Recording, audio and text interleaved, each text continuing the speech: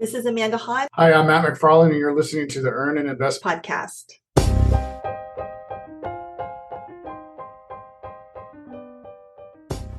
Imagine my joy when my accountant told me that I owed zero taxes on my rental property income. Apparently, there was this magical thing called depreciation, which allowed me to collect thousands of dollars worth of rent all year long and pay exactly zip. Zilch. Nada. At the moment, at least. Fast forward 10 years later, and I had tapped out of the real estate game. Exhausted by COVID and difficult tenants, I liquidated everything. And remember all that wonderful depreciation I took? It effectively lowered the cost basis of my properties, and I was in for a mighty surprise when I got my tax bill this time around. The capital gains were higher than I expected. Now, of course, I've oversimplified. Those capital gains were taxed at a lower rate than the ordinary income it would have been taxed as upfront. And there were some advanced techniques I could have used to even lower my bill further. But how is your average investor to know? Today, we talk the 5 basic rules to help you crack the tax code and some advanced techniques when it comes to the tax-busting powers of real estate.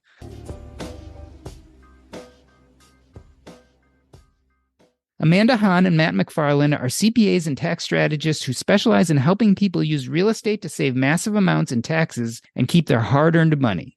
Amanda is a third-generation investor and grew up around real estate.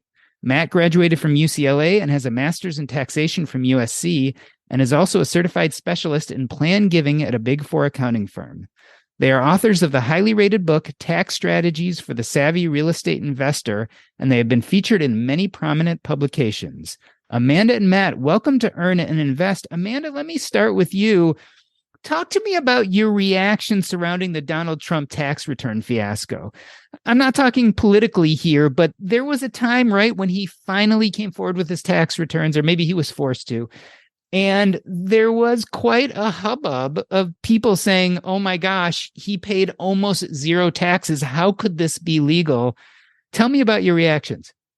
Oh, wow. Well, first of all, I'm really excited to be here. And I love that you just throw us into the fire with a with a question like that. I know very difficult to talk about that without the politics of that, but politics aside, right? Whether you love him or you hate him, it's definitely an example of how anyone could make the tax code work in their favor. Being able to make a lot of money and pay very little to no taxes are just some of the strategies or loopholes that is currently allowed by the government. And real estate is one of those asset classes that you were talking about earlier, where the law allows us to take some of these seemingly unfair but legal tax deductions to offset all of the rental income that we're earning. So, a lot of Americans hear their CPAs tell them, the more money you make, the more taxes you pay. Donald Trump's tax return is a great example of why that statement is not always the case. Matt, let's talk about that further, because it seems to me a lot of people don't really understand how these things happen. In one of your books, you say, I quote, tax law is convoluted and getting more complicated every day. Why is our tax laws so crazy complicated?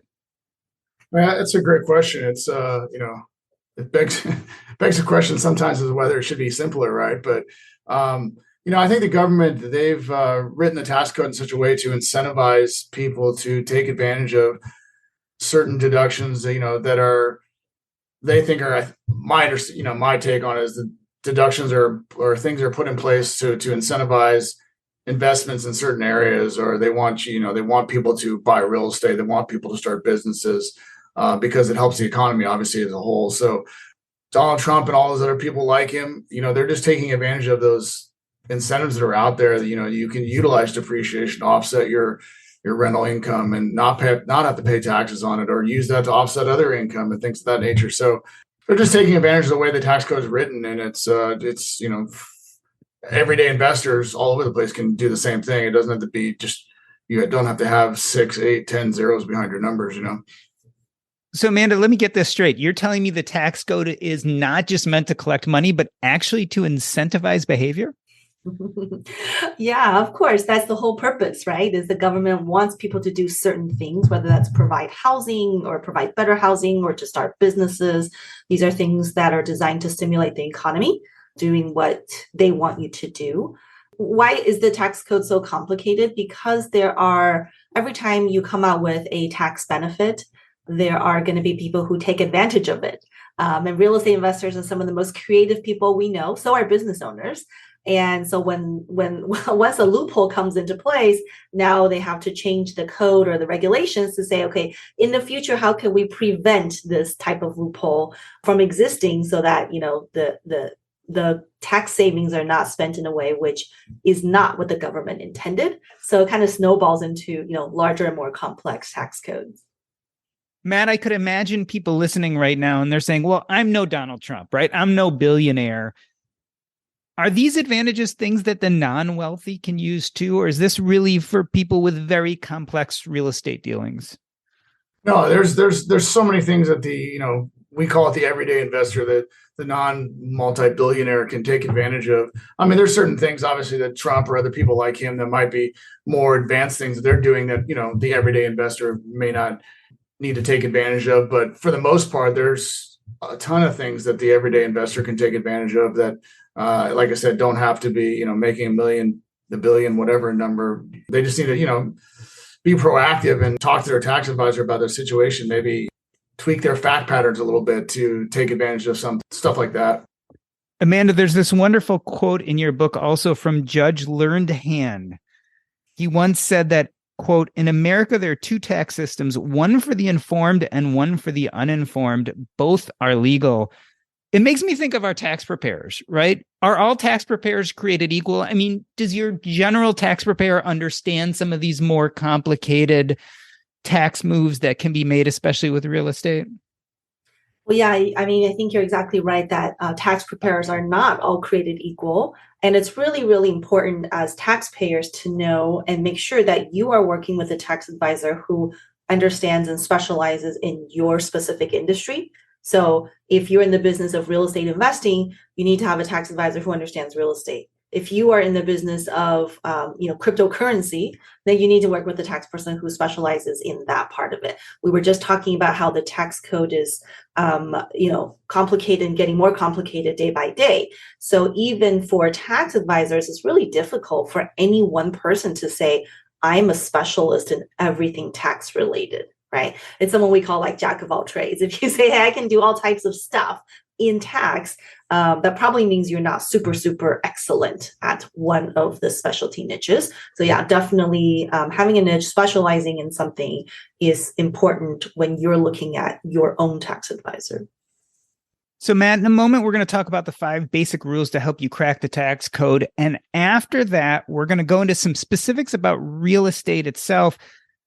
But you guys specifically are real estate experts. Can you think of any investment other than real estate that's this tax efficient? I mean, it hits me that you can just do so many amazing things with real estate. Is there anything else out there like this?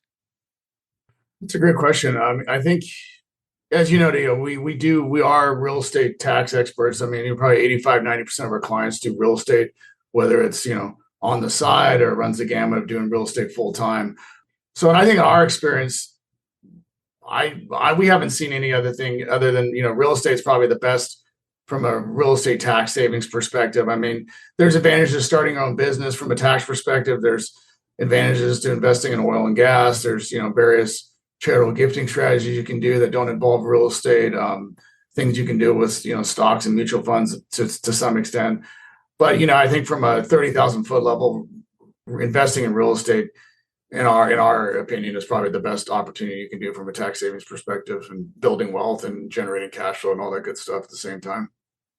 I want to pull things back a little, Amanda, and I want to look at some of these basic rules that you've laid out in your book about how to crack the tax code. Number 1, you say, don't be afraid. And so the tax code is like 2,600 pages. So help me understand how your average person cannot be afraid, who can follow that rule number 1 of feeling comfortable with this system that seems complicated. It actually might be more than 2,600 pages now. That book we wrote was a few years ago, so it could be even more after the CARES Act and Yeah. COVID. I think that's a really great question. So, as everyday taxpayers, I'm assuming this is the person we're talking to is not a CPA themselves. The goal in saving taxes is not for you to become a tax specialist, for you to ever read the tax code and know all the laws. Really, your main to do is to make sure that you understand the basics of what's possible. So, what are some of the things that you can deduct against your real estate or business income? Asking yourself the right questions before you spend money. And that's pretty much it, right? And the second is making sure that you keep your tax advisor updated on what you are doing. Because it could be as simple as a 2-sentence email or 5-minute phone call, right? Hey, Matt, I'm thinking about selling this property because of COVID. What are some of the things I can do to reduce my taxes, right? So it's not up to Doc G to figure out what are all the strategies, but you're responsible simply to tell your tax person, here's what I'm thinking of doing. Can you help me navigate and tell me what my options are, or how can I reduce taxes before I sell my property? Matt, Amanda brings up a good point, right? I feel like a lot of us make all of our moves and then call our tax preparer at the end and say, okay, what are we going to do with this? The preemptive call, is that something people are just not comfortable with? I don't know if it's that they're not comfortable. Maybe some people, right? But I think a lot of times it's just it doesn't even cross their mind that they should be doing that, right? They don't know that that's probably the best course of action. Because like you said, I think a lot of people just everyone's got their own stuff going on. Everyone's busy, right? So it's kind of like, we're doing this and we'll deal with it after the fact, right? And, unfortunately, taxes get put into that bucket sometimes where people are calling, not even on April 10th, they're calling, 2 months after they sold a property in the same tax year, that the options may be more limited than they called us, 2 months before they sold the property, right? So it does run the gamut, but I think it's a lot of times it's just people don't realize that they should be having that conversation, not necessarily scared of having that conversation, but it can be as easy as Amanda mentioned, just sending an email. Hey, what are the things I need to think about? What is my tax going to be? And are you comfortable with that number? Or if not, what can we do to change it? Amanda, we talking about the 5 basic rules to help you crack the tax code. Number 1 was don't be afraid. Number 2, which you touched on a little bit, is know the basics. Is there a set list of basics like that anyone can look at and say, okay, these are the kind of basic things I need to keep in mind on a year-to-year basis? I think one of the main reasons that a lot of people overpaying their taxes is not really understanding what they can write off against their income. And so if we're talking about a real estate investor or a business owner, it's really important to understand that you can take deductions for a lot of your business expenses. And by business, we don't mean legal entity. It doesn't mean like you have to have an LLC or something. Even if you're investing in your personal name or you're doing business in your personal name, a lot of times these out-of-pocket expenses could be legitimate deductions. So the best practice to get into is before you spend money on something, ask yourself, is this expense something that could be necessary and ordinary to my business or my real estate? If you think the answer is yes, or maybe yes, then keep a copy of those receipts, track those expenses, and then send them to your tax person, right? Because they're the ones who's going to be able to help you make that final determination whether something could be deductible. But if you are already not tracking, or you are not asking yourself that question, then maybe your tax person never sees that expense, right? So you've already made that determination it's not deductible. And that's when we see tax deductions or benefits being lost. Matt, let me bring up a basic, which I think almost everyone gets wrong, or a lot of people do. I see people get excited, maybe even exhilarated, when they get a bunch of money back after filing their tax return. Why is this not necessarily the right philosophy to have? Yeah, it's such a great question. A great point is, there's a lot of misunderstanding around that. So just kind of painting the picture, if you're getting a big refund back, that means you gave the IRS an interest-free loan for the most part, right? So, in a perfect world, with great planning and planning ahead and managing your finances and things, perfect world, you end up break even when you file your tax returns. You don't owe anything. You're not getting a large refund because that means you've paid as much as you were supposed to, or If your tax was zero, you paid zero, right? But yeah, you getting a large refund means that you've been giving the IRS more money sooner than you needed to, or that you didn't need to at all, for that matter. So definitely not the ideal situation. Yeah, it's a fine line, right? You don't want to give them too much because then you're giving them a interest for your loan. You don't want to give them too little because eventually then you're going to get fined. So you really have to kind of meet there in the middle. Amanda, let's talk about rule number 3, know when to ask questions. For me, a better question here actually is not knowing necessarily always when to ask questions, but who to ask questions to. There are answers all over the internet. We've got friends who tell us what they've done with their taxes. And then we have our accountant who we don't want to be calling literally every day. How do we know what information to trust? That's such a great question. So, what information to trust when it comes to taxes specifically? I would say if you have a competent tax advisor, that's the person you ask. Sometimes we have clients or investors will come and say, hey, I know you said we don't need an LLC, but my realtor told me I have to have an LLC to write off my expenses. So then my question is, oh, great. Is your realtor also a CPA? Do they do taxes? Right. So I think you're exactly right. Who are you asking the questions to? The internet has a lot of information, a lot of great information. The question there, though, is the information applicable to your own situation? Even the people listening to our podcast today, right? We might have talk about strategies that apply to one investor, but might be a very bad recommendation for another investor, depending on their personal profile. And so I think it's great to always get information and kind of learn as much as you can. But ultimately, before you implement any of that information, you want to make sure you run it by your team of advisors, because they're the people who know your specific scenario. They'll be able to tell you whether that makes sense for you or not.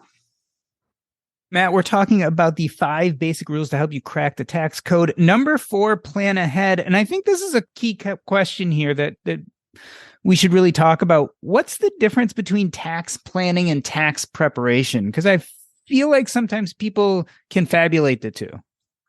Oh yeah, no, that happens all the time. So I think people, they assume that whoever's preparing their returns is also doing planning for them. Just like, hey, they're just going to do that by default. And that's definitely not the case. So tax filing, tax preparation, whatever you want to call it, is really just gathering the documents and the information that summarizes what's already happened last year, right? You got all those documents and you put them together in your tax return. Your tax preparer is hopefully putting them on the right forms and it's spitting out the correct tax return to give you a summary of your income and expenses for the year.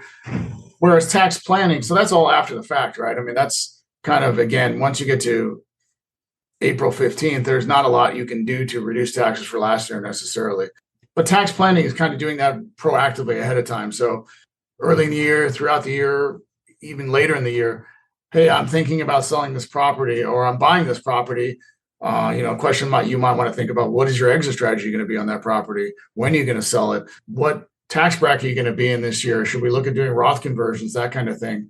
All that takes doing planning ahead of time so you can kind of put the things in a row, line it up so it kind of works in your favor, right? As opposed to waiting until after the fact saying, okay, here's what happened. So yeah, definitely tax preparation and tax planning are 2 different things. Amanda, so I'm listening to this saying, okay, I may have more complicated investments this year. Maybe I'm dealing with real estate buying or selling. Maybe I'm dealing with some other complex investments. I'm hearing you talk about tax planning. What is a reasonable amount of times to actually have a face-to-face with your CPA on a yearly basis? So obviously you don't just want to meet them right before tax prep time, right? So how often should you be meeting your CPA? That's a great question. So when you're meeting with your CPA right before tax prep time or during tax prep time, that's actually not planning, right? Like Matt said, that's when you're doing tax returns for last year. So tax planning happens throughout the year before you implement transactions. The number of times that you're supposed to meet with them really depends for each investor. And even with one investor, it might differ depending on what you have going on. So, you, for example, this year, if you're selling a lot of real estate, you might be meeting with your tax person frequently, right? Before you sell one property or two properties, you might be talking about ways to defer the taxes. Or if you're buying new real estate, you might be meeting with them pretty frequently right up to the closing, or even right after closing if you're doing rehab and things like that. And then thereafter, you might have 4, 5, 6, 7 months where you don't have to meet with them at all because there's nothing much going on. You're just getting cash flow from your properties. So I would say, as frequently as your transactions dictate is how, often you should be meeting with your tax person. And again, it could change throughout the year for any given investor. And finally, Matt, number 5, make tax planning part of your daily life. Okay, this sounds a touch stressful to me. Like, I try not to think about my taxes often because I get a little anxious. I get a little worried. Am I doing it right? Are there going to be lots of taxes this year? But you guys are saying the exact opposite. Like, make this part of your normal thinking. How do we do that? And how do we not get anxious? Well, so first thing you do is you wake up, open your eyes, and the first thing you should think about is taxes. Like, what am I going to do for tax planning today? That's exactly what I do. Yeah, exactly. That's what everyone should be doing. Yes. No, I mean, what we're meaning by that is just whether you're a real estate investor, or, you have a business in the common sense of owning a business. A lot of real estate investors, for example, don't think about themselves as business owners. So I think that's part of the challenge, part of the problem, if you will, is everybody should be, if you're an investor, you have your own business, you should be thinking of yourself as a business owner. And when you're going into day-to-day transactions or making decisions for your business, you should always be thinking about taxes in the back of your mind. It doesn't have to be the first thing, but it should be thinking about taxes. You should think, how does this affect me from legally or asset protection standpoint, and getting your other team of advisors involved as well. Yeah, and it's really interesting. You said you try not to think about taxes, but a lot of our clients who do a ton of transactions, specifically in real estate, I think they've been trained pretty well by us that they love talking about taxes. They love thinking about taxes.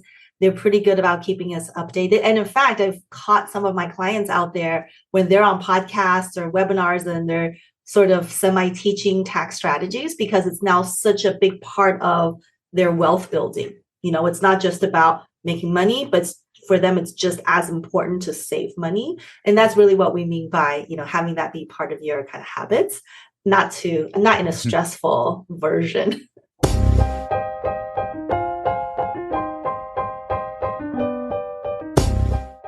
We are talking to Amanda Hahn and Matt Macfarland. They are CPAs and tax strategists. We just finished talking about the 5 basic rules to help you crack the tax code. We are going to take a short break. When we come back, we're going to talk about how we can use real estate to modify our tax returns to decrease the amount of taxes we pay. I'm Doc G, and this is the Earn and Invest podcast.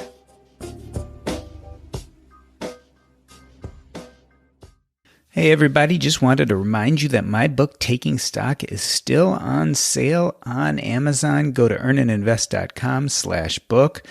If you have bought the book, do me a favor, go to Amazon and leave a rating. Even if you just leave a 5-star rating, of course, I'd love to see your comments. But if you don't feel comfortable doing comments, even just the 5-star rating helps.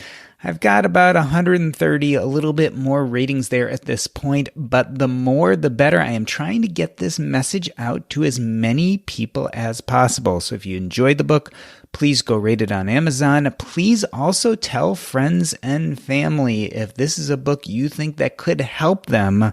Let them know. Shoot them the Amazon link. Again, that's earnandinvest.com/book. I would love to share this message with as many people as possible, and you all are my best advocates.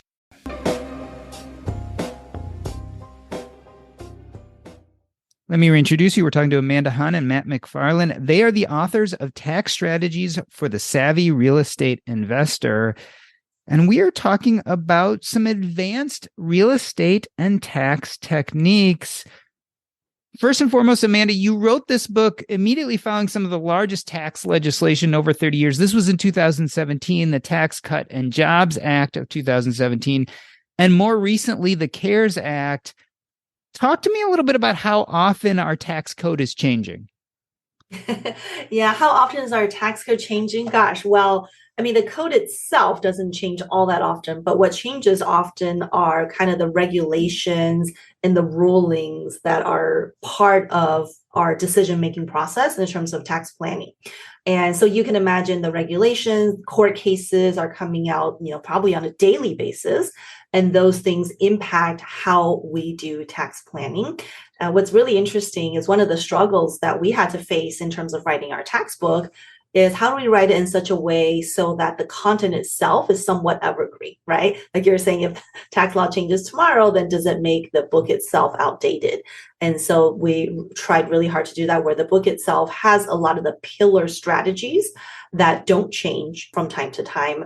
And the way we update our audience is through podcasts like yours, where we can share some of the latest and greatest in what came out, last week or last month or last 6 months. So let's talk about some of those pillars, Matt. One of them is what I mentioned in my intro, depreciation. For those who've never experienced this before, tell us a little bit about what depreciation is and why it's so powerful when it comes to real estate. Yeah, I'd say, depreciation is probably one of our top favorite incentives, loopholes, deductions you can take, from a real estate investor's perspective and from a tax planning perspective. But in essence, really what it is, it's we like to call it kind of like a paper write-off that the IRS gives you. So the IRS is allowing you to write off a part of your rental property every year as if it's going down in value. It's depreciating from normal wear and tear, even if it is actually going up in value in, a lot of markets recently, right? So they're letting you take this kind of wear and tear. We call it a paper write-off because you buy a $500,000 building, you may not be paying $500,000 cash for it. You might be paying $100,000 cash for it and getting a loan for it. But your depreciation calculation is going to start at $500,000. And so you're getting this kind of expense or deduction on your tax return every year for money that you're not necessarily paying out of your pocket every year. So it's a great way to, as we alluded to in the opening, is to a great way to shelter your cash flow from taxes every year. So to put it simply, I buy a property, I rent it out, I collect $20,000 worth of rent, I have $5,000 worth of expenses, I have a net profit of $15,000. In the normal world, we'd have to pay taxes on that $15,000. Right. However, you can take as a write-off the depreciation of the property and use that to decrease the taxes you have to pay, or even get rid of the taxes you have to pay for the moment on that $15,000. Amanda, tell us about some of the basic rules. There's depreciation, and then there's accelerated depreciation, which is like the next step forward. Am I right in saying, 27.5 years? So normally when you have a property, you can depreciate it over a set number of years that the government states. And I think for a general property, it's something like 27.5 years. And of course, this has to be an investment property. This is not your home, right? We're talking about an investment property. Talk to us a little bit about that, and then what accelerated depreciation is. Yeah, exactly. So most investors, at least tax returns we see, will be taking regular depreciation, which is the purchase price of your building divided by 27 and a half years, right? That's kind of the slow and steady method to take depreciation. So it's basically taking 1/27th roughly of the purchase price of that building slowly over time.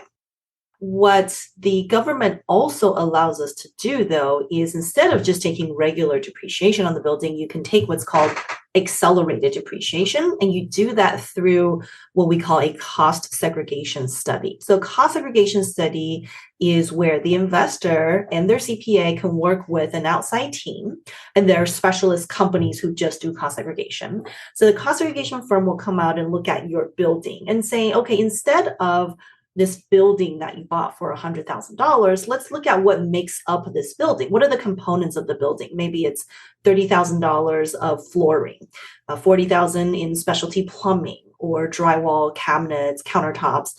And the benefit of breaking down or identifying the costs of those different units is then your tax person can take faster depreciation. So for example, you can write off your appliances faster. You can write off some of your flooring faster. So it's simply a way to say, instead of just waiting 27 and a half years to write off the whole building, let me write off more of that up front so I can get a tax savings up front rather than waiting over time. And Amanda, I want to make sure people understand this, because I think I was a little bit sketchy on this in the beginning. depreciation is not a tax giveaway, right? It changes the value or the cost basis of your property, right? So when you eventually do go to sell, and there's some ways we can talk about later in which you can defray this issue, but if you do go to sell and decide to cash out like I did, it means the cost basis on the property is less because you've taken depreciation. And therefore, when you sell it, you may have higher capital gains than if you had not taken that depreciation. Is that a fair statement? Yeah, exactly. So what you're describing is the fact that if I bought let's say I bought a building for $100,000, I already depreciated 20,000, right? I've gotten a benefit for that 20,000. So my basis is now 80,000. So when I sell the property, any sales price above 80,000 is a gain, right? So I'm not able to take that 20,000 again because I already wrote it off, and hence what you're describing in this experience of when I sell, I had higher taxable gain because I already wrote off a lot in the years when I owned the property. So, Matt, this is a pretty powerful thing, especially if you do cost segregation. You can end up depreciating more rapidly and you can have a higher number of deductions, right? So you might actually make only $10,000 of quote unquote profits through rents, but then you might have a depreciation of $20,000 or $30,000. This brings us into a conversation of real estate professional status. So what do you do with that depreciation? Let's say your deduction is much higher than your income from that property. What happens then? So you would, in that situation, you would have on that particular property, you have a net loss where your expenses exceed your income. So then the question to you, that you're alluding to is, how can I use that loss to offset my other income? Whether it's wages, interest, dividends, business income, whatever it is.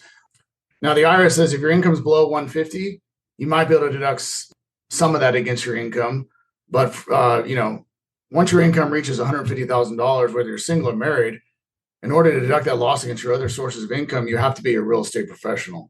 And there's rules that we can go into if time permits, but big picture is they really want to incentivize the person or the investor to be really involved in real estate on a day-to-day basis, doing a lot of the boots on the ground, hands-on stuff to take advantage of using these losses to offset other sources of income, if you will. Amanda, one thing you can do is if you're not a real estate professional, you can carry over losses till the next year. And if you have gains the next year, you can offset those. Talk to me a little bit about real estate professional status. I mean, does that mean being a realtor?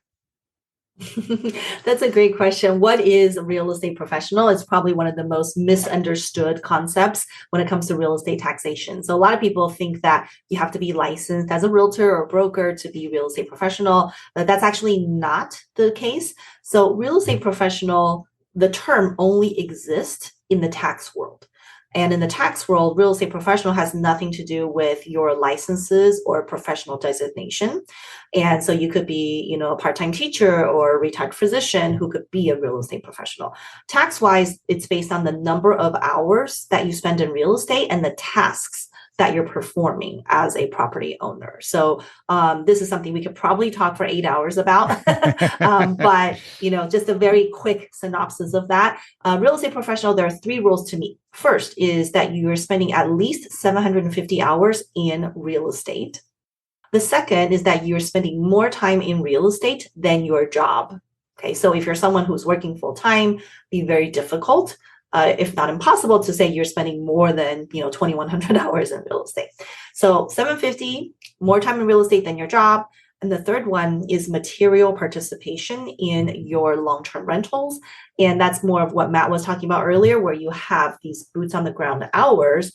Typically, for most of our long-term rental investors, they're going under this minimum of 500 hours on the long-term rental properties that they own. There are other ways to qualify for that material participation, but the vast majority of people are going under this 500-hour requirement. Yeah, so it sounds like we see this a lot with married people where one person is working a full-time job, they buy real estate together, and the other person who doesn't have a full-time job actually goes for real estate professional status. Matt, just so people are clear on this, 2 things. One is you kind of have to document these things, right? Because you're talking about specific hours and you need to have that presentable in case the IRS ever looks at your books. The other thing is this can change from year to year, right? I mean, it's not like you're considered a real estate professional and you're that for 10 years, like you have to meet these requirements every year. Is that correct? Yeah, it is. And it is. The test is done on an annual basis, and the hours, you should definitely be documenting your hours because it is going to be important if, if somebody were to get audited for any reason and they wanted to ask about a real estate professional, they're going to ask you for your time log. So you're going to need to have a time log of some kind, whether it's Excel, paper, an app, whatever the case may be. Definitely only documenting date of the activity, as much description of what you did, as much detail as the time spent on it, any corroborating resources you have, like receipts, flyers, whatever it is from what you did.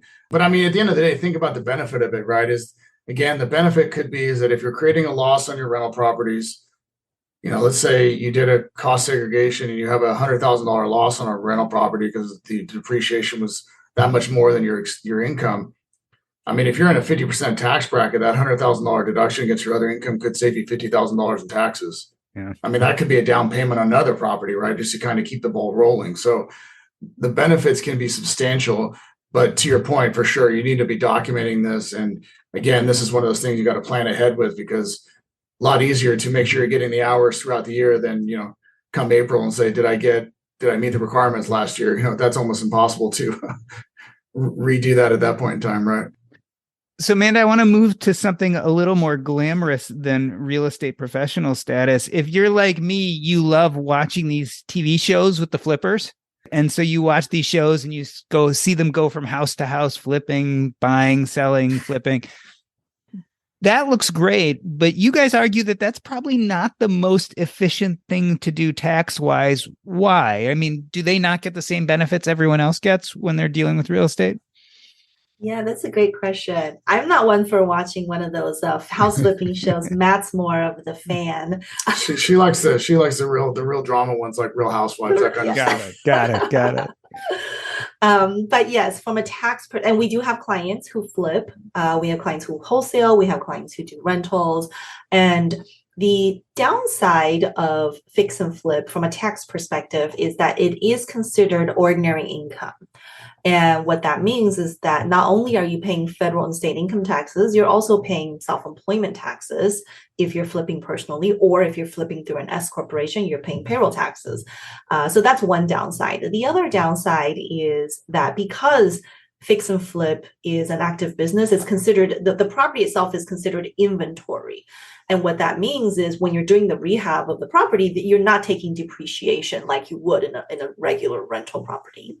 And the third downside of fix and flip from a tax perspective is that flip properties are not eligible for a tax deferral in a 1031 exchange. So whereas when you sell a rental property, you can choose to defer the taxes if you were to do a 1031 exchange, you just can't use that type of strategy on a fix and flip. So those are the three reasons why it's not as ideal from a tax perspective. Although, again, we have clients who do it, and it could be highly profitable as a business. Matt, Amanda mentioned those magic words, the 1031 exchange. I've done one once in my lifetime, and it was kind of a pain. On the other hand, I feel like it's an incredibly powerful tool for real estate investors. Tell us what a 1031 exchange is. Yeah, it's a way to sell an existing investment or rental property that you're expecting to pay taxes on because you're going to have a gain on sale. It's a way to sell that, reinvest the money into a replacement property or multiple replacement properties and not have to pay taxes right now on that gain on the sale of the property you just sold. So it's kind of a way to, kick the can down the road, if you will, for lack of a better term, from in the tax world. Which is incredibly powerful if you hold that real estate until you die and pass it on to the next generation, right? Because the cost basis steps up. In other words, it's probably one of the only very clear ways to completely avoid the taxes on the sale of a property. But the 1031 exchange, just like I found out because some of the properties that I sold, you still are carrying over those capital gains and you're still carrying over the cost basis, which means at some point, if you do sell, you may still end up paying the taxes. Amanda, one of the things I had a problem with the 1031 is there were all these deadlines. And so I got really stressed out. I wouldn't say I went as far as buying a property I shouldn't have because of the deadlines, but So I wouldn't go that far, but I have to say it was pretty stressful. Tell me about some of the deadlines and why the 1031 is not just a simple thing. Yeah. So there are a couple different rules around 1031 exchange in terms of deadlines. So you have 45 days from the date you sell your property to identify the replacement property or properties that you want to buy. And then you have 180 days from the date of the sale to close on the properties that you've identified. So in other words, the IRS doesn't just give you years and years and years to replace that money, right? They want you to do it within a specified number of days. And so you're exactly right. We do see that it is, can be somewhat stressful for investors to do that. And some part of that comes down to the numbers though. We have clients where if they do a 1031 exchange, maybe it's helping them defer hundreds of thousands of dollars in taxes. So they're like, hey, I understand the stress, but I'm going to get it done so that I can continue to defer the tax. And there are also things you can do to kind of help alleviate that. So from a planning perspective, right? So before you sell your property, maybe even before you list your property, one of the things to consider is let me start shopping for my replacements now. Especially if you're faced in the hot seller's market where you probably sell your property on the day you list it, but it might be much harder to find the ideal replacement. So you can give yourself that cushion or additional time simply by shopping first, then listing your current property for sale. Matt, one of the ways maybe to get around the 1031 issue and also not have to pay huge taxes came from the 2017 law, and it's called the Opportunity Zone Program. Tell us about what that is, and is that still going to be accessible to people going into the future? Yeah, so the Opportunity Zone was created with the Tax Cut and Jobs Act at the end of 2017. In a lot of ways, it functions very similar to a 1031 exchange. They definitely have their differences, but what the government was trying to incentivize was people to sell existing assets. So in 1031 exchanges, for people to understand, you were selling real estate and buying real estate. In an Opportunity Zone, they've created it for a way to people who are going to have capital gains from, could be selling real estate, but also be capital gains from selling stocks, could be capital gains from selling a primary residence, and maybe they have taxable gains on. It's a way for them to reinvest those capital gains into property in a qualified Opportunity Zone, which is an area that kind of the government is wanting to incentivize people to invest into and build up. And it's still available today. Some of the benefits that came out originally are gone, but the two big carrots are dangling is if you have gains that you want to reinvest, you don't have to pay tax on those gains right now. You don't have to pay tax on it until the end of 2026. That's one benefit. The other benefit is if you hold your replacement asset that you bought in the Opportunity Zone, if you hold that asset for 10 years, all the appreciation of that asset can become totally tax-free. Wow. So that can be a big carrot if somebody's planning to hold that asset for 10 years, obviously.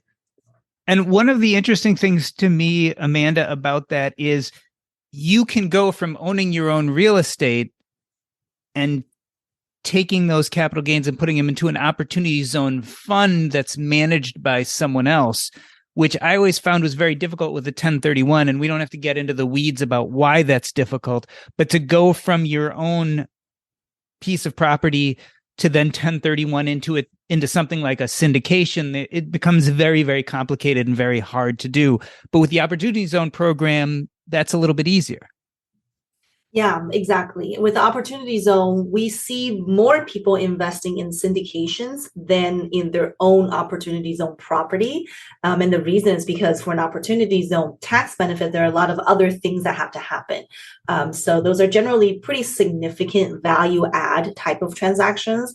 And that's the reason why we see mostly, it's where investors are selling their own single family and then reinvesting in larger syndication type of stuff. And what I love about Opportunity Zone, like Matt said, is just it's not limited to real estate. So even the Opportunity Zone fund itself, it could hold real estate assets, but it could also hold just businesses that are located in the Opportunity Zone too.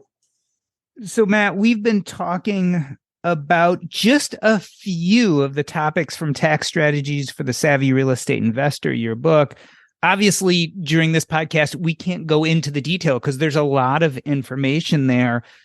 But I wanted to pull things back a little bit and just return to the basic real estate investor, Matt.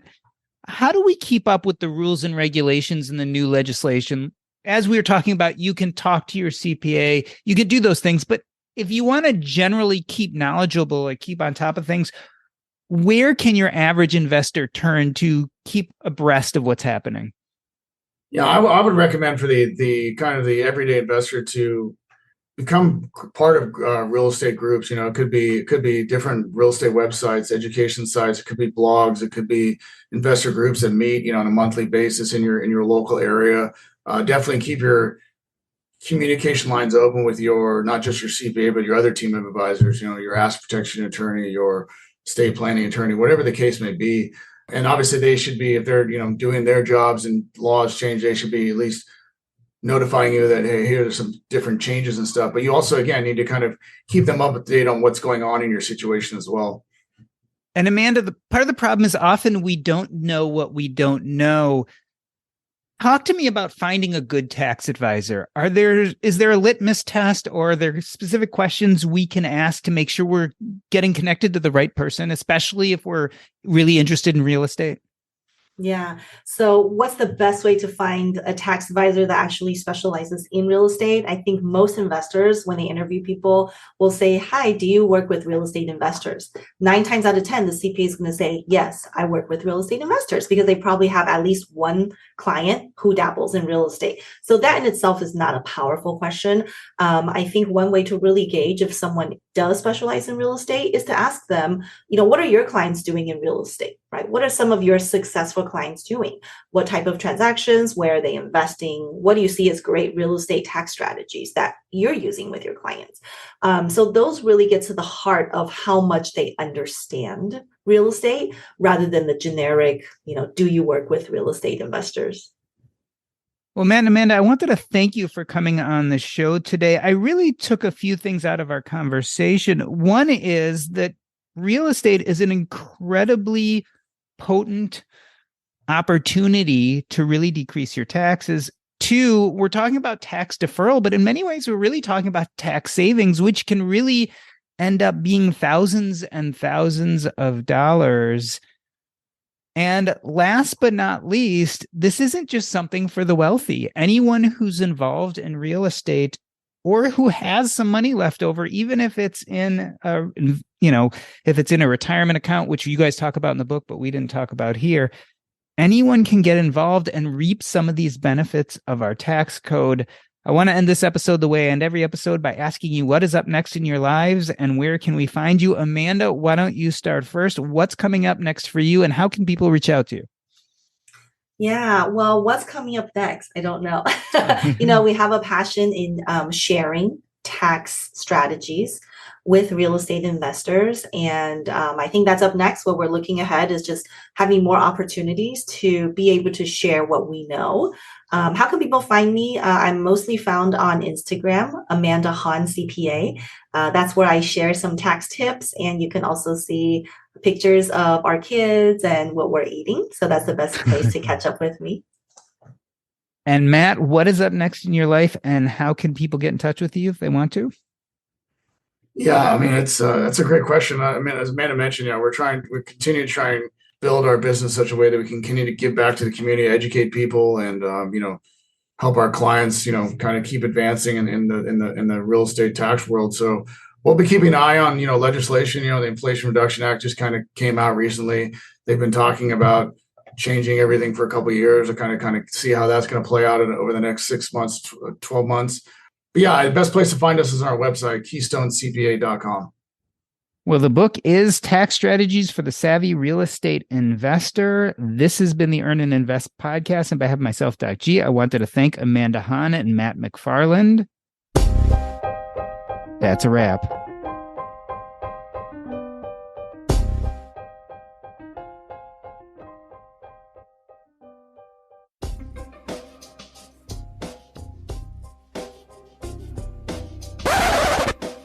All right, I keep things running just for a few minutes as the after show where we talk. I really appreciated your book. I mean, I think it went into a lot of detail. Obviously, things change year to year, but I thought that you guys kept things general enough that it made a lot of sense. And I think it helped connect some dots that I always kind of knew, but I didn't know enough detail on.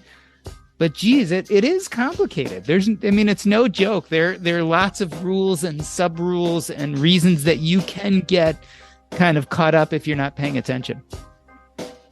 Yeah, I think the reason we wrote the book was because most tax books are pretty, what's the word I'm looking for? Pretty boring. Yeah. And we just thought like, if we found it to be boring, right? As CPAs, if we found it boring to read, how would an everyday investor get any value out of it? So we really try to present it in a way that's more story format, where people just kind of see the benefit, right, of doing things right, or the downside of doing things wrong without planning and things like that. So I think because of that, we've gotten good feedback. The book is definitely not designed for CPAs. It's designed for the average investor, just so they get a taste of what does it mean to do tax planning and what are the benefits. But I mean, you're right though. Like we've been doing this over 20 years, and I feel like in the last 5 years and even the last 2 years, which obviously was brought on by COVID, and we all get that, but the amount of changes in those last 2 to 5 years compared to what I remember the last 20 years it's perplexing. It's stressful. It's I don't know. It could be that I was in my 20s, 20 years ago, and I'm not anymore. The brain works better. My patience is less, but yeah, it is mind blowing the amount of complexity to it sometimes, for sure. Well, we've been on like podcasts and stuff, right? During COVID, especially, where we do a 1 hour podcast, and then right when we're done, the new legislation comes out. Oh, geez. And then we have to email them, say, hey, this is all changed. So unless that was live, cut minutes 42 through 45. Yeah, it's no longer applicable. Yeah, I tried to make this conversation not like that. So, how often so people, obviously, I'm sure you get people who are real estate investors and come to you and say, hey, I'm doing this already. How do I decrease my taxes? How often is it the other way around, where people say, look, I have a huge tax load. How can I get into real estate to modify or decrease my taxes? I mean, do you have people come at it from that angle a lot? Yeah, we definitely do. And that's the crazy part. And that's what we love, like we were saying earlier, just spreading the message and just teaching people that it's possible. But yeah, we recently just, we had a couple of people who are, physicians or people in the entertainment industry who are selling their business or getting large gain. And they're like, hey, I heard about you from so-and-so, and I would like to do real estate to save on taxes. Yeah. I mean, no, it makes sense, right? I mean,